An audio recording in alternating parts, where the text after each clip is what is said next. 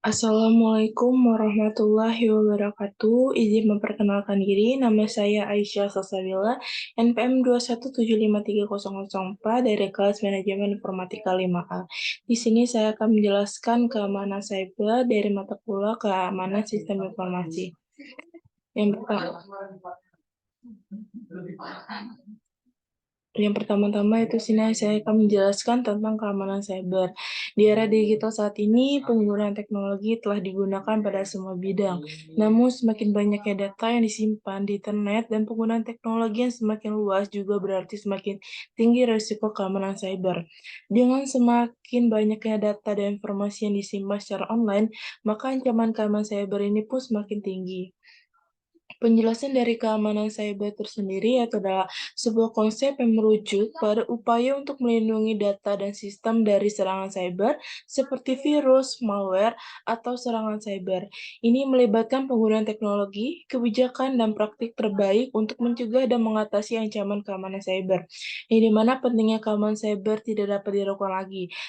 Serangan cyber dapat mengakibatkan kerusakan yang serius pada sistem dan infrastruktur, termasuk kehilangan data penting, gangguan layanan, dan kehilangan kepercayaan publik.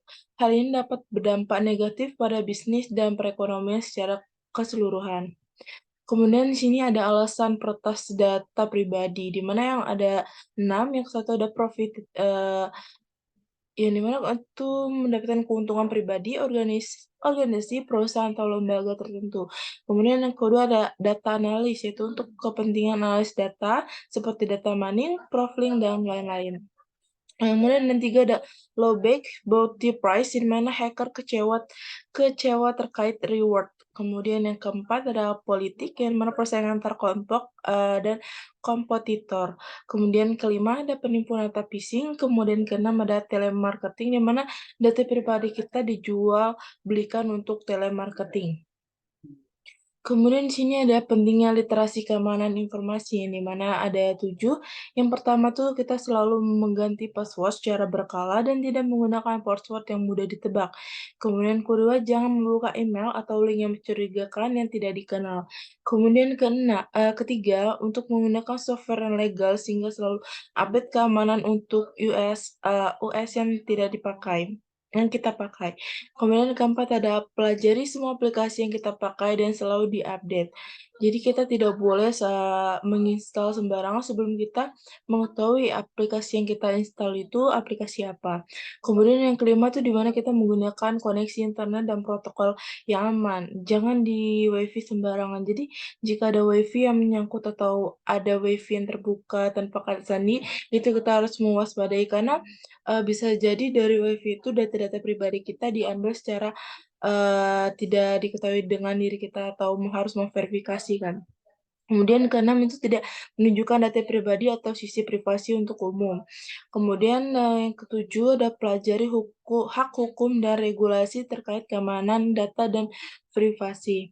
Kemudian di sini ada kasus tentang the broad hack of personal data, di mana di sini ada kasus Facebook yang datanya digunakan Cambridge Analytica merupakan advantage dari sisi hitam media sosial mempengaruhi kualitas pemilu Presiden Amerika Serikat tahun 2016. Di mana bukti nyata bagaimana negara maju seperti Amerika saja berhasil digunakan jutaan data pribadi milik warga negara yang ada di Facebook dipakai untuk mempengaruhi politik. Maka kasus ini juga mempertanyakan integritas Mark Zuckerberg antara apa yang dia ucapkan dengan apa yang benar-benar terjadi terhadap data pribadi pengguna Facebook.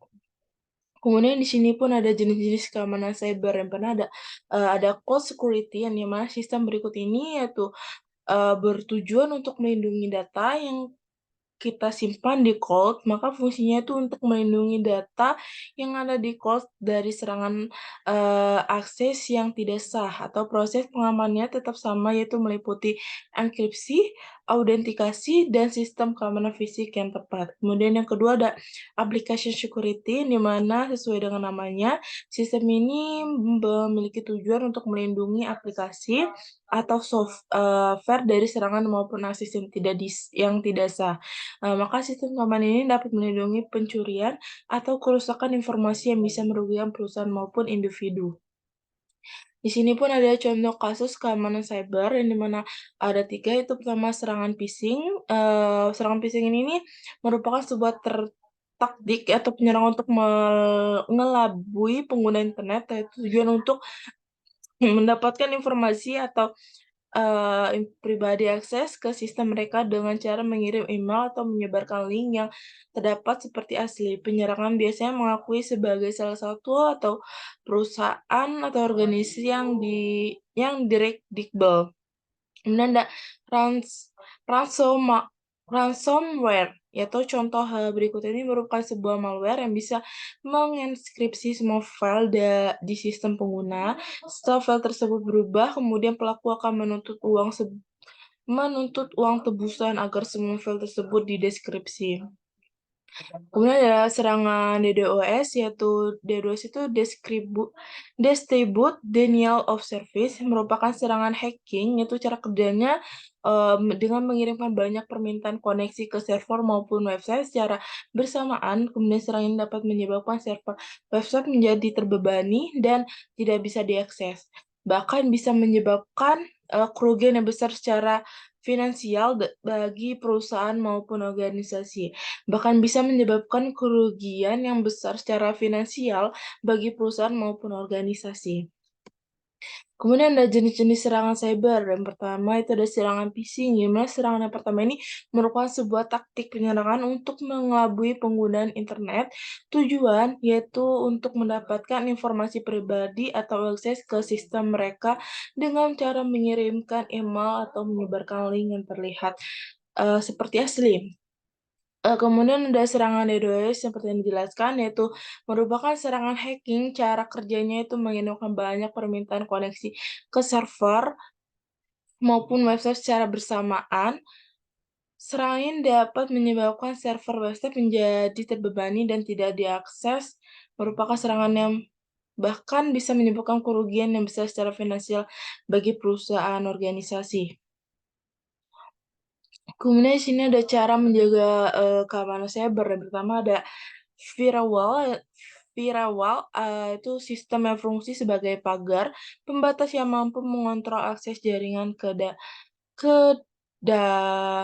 jaringan ke data dari internet. Kemudian ada enkripsi, itu sebuah proses mengubah informasi menjadi kode yang tidak dapat dibaca oleh orang yang tidak memiliki kunci deskripsi.